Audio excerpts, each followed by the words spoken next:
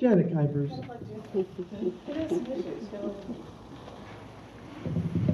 Hi there. I thought if I had time another round, I might do more baseball poems, but I wanted to pick a different thing from this book, Year-Long Journey of shows I did in the last 3 years living in Chicago. And that's all there is to that. There was a show at the art colony called India Stories. Only the middle poem is going to be about India. So just giving you the heads up. And they're all emotional and somehow. And this one is called Us Creative Types. I'm angry with you. I know us creative types are self-absorbed, but only if you're so destitute that even shelters or food banks can't help should you ever think about it. I mean, I know we're all really so selfish, and selfishness is a virtue, but I swear to God, this is the wrong kind of selfishness. If you think this will make you happy, think of your lack of existence. Think of how much pain that you've caused by this one selfish act. Is that the way you want to be remembered? I know us creative types are all so self-absorbed, but wouldn't you rather us remember you for your talent and not have your creativity cut short and be so overshadowed by the pain that you've now caused? Because forget you. I know pain. I've been where you've been. I think I've been closer than you. I think I've had more reason than you. I don't know how long I was on that edge, and I struggle to this day with the knowledge that I should have just done it and gotten it over with. Trust me, I know. But all us creative types have these demons haunting us, and it's supposed to be our creativity that gets us through it. So yeah, I'm angry with you. Because you said you're a creative type, so you should have been strong enough. Test your brain and test your soul by testing your creativity more. I mean, Kerouac may have tested itself by bathing in bathtubs of liquor. People have tested themselves with anything from drug overdoses to autoerotic asphyxiation, but those creative types, well, they were selfish, but they weren't as selfish as you. And I'm angry because you took the easy way out. And I'm angry because you caused so much pain in this world with this one selfish act. And I'm angry because now, what you've done, the pain you've caused, that's the only way I'm forced to think of you now.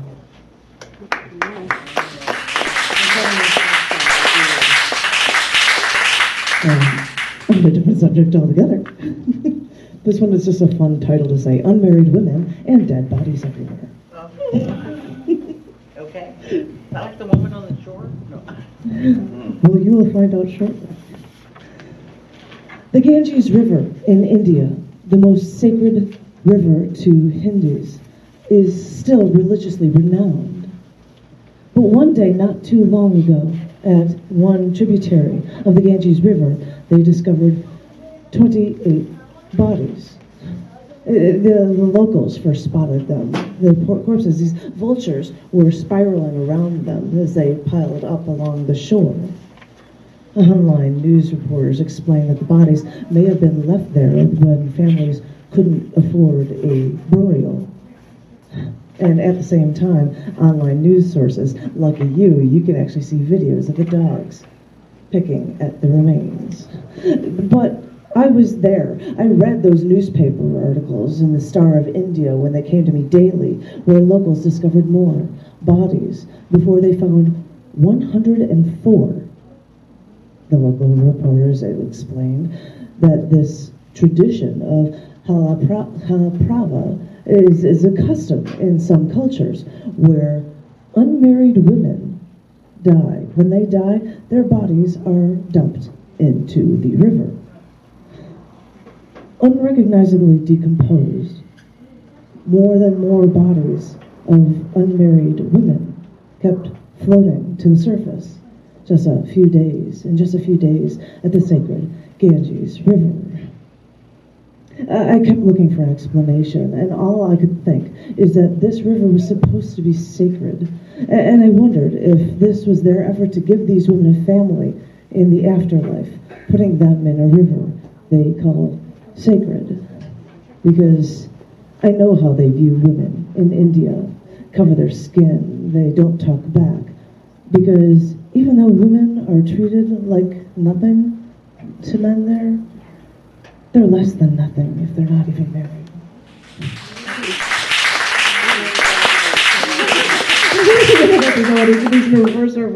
This one's called On the Back of a Touring Bike.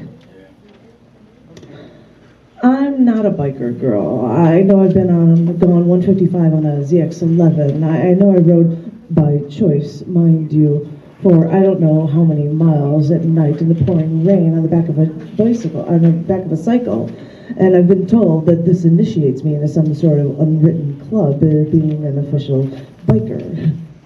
Don't ask me about the clutch or about actually driving a motorcycle, but that's I'm apparently a biker person now. But on one sunny summer day, riding on the back of a touring bike, some tiny little car cut right in front of us, knocking us into oncoming traffic. Yes, there were cars driving right toward us. We almost crashed. So they could actually cut in front of us and cut off a motorcycle to get into the left turning lane.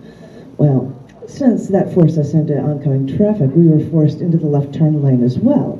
So we stopped at the light right behind this car, and the bike rider swung his leg while I sat in the back, and he told me to wait here, and I watched him walk over to the car.